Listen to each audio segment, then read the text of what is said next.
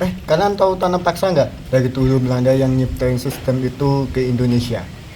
Oh iya, tahu yang disuruh nanam tanaman ekspor dan itu pun dipaksa.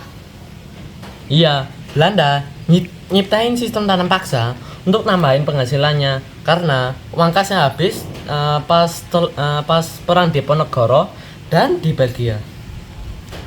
Emang yang ditanam apa? Kok bisa sampai sistem tanam paksa? Oh, kalau tanamannya itu rempah-rempah dan hasil bumi lain seperti cengkeh, teh, lada, kopi dan lain-lain.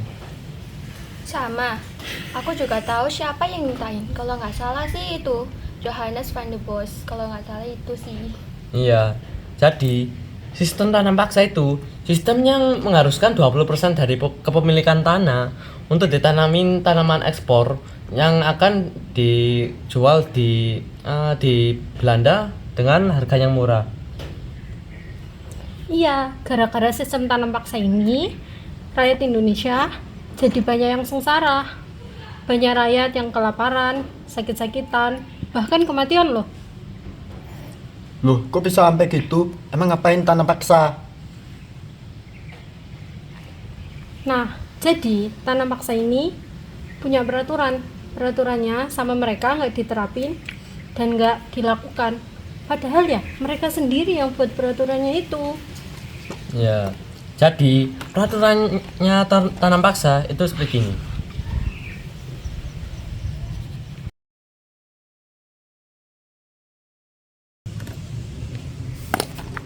Oh gitu peraturannya ya? Iya, cuman yang melakukannya itu sebaliknya. Contoh, petani ngelakuin kesalahan, hukumannya pasti berat. Apalagi jika gagal panen, yang nanggung bukan pihak Belanda, tetapi petaninya sendiri. Oh, jadi bikin keberatan karena hukumannya sama pekerjaannya ya? Iya, tapi saya bingung kenapa kok tanam paksa bisa menghilang. Jadi, dulu tuh bangsa Belanda di negaranya sendiri tidak suka dengan sistem tanam paksa ini karena kayak benar-benar tidak berperi kemanusiaan. Nah, pada akhirnya ada salah satu penulis dari Belanda yang mengkritik tindakan tersebut dan pada akhirnya tanam paksa ini menghilang. Tapi gak secara itu, tapi kayak bertahap-tahap gitu loh. Emang siapa penulis yang mengkritik itu ya?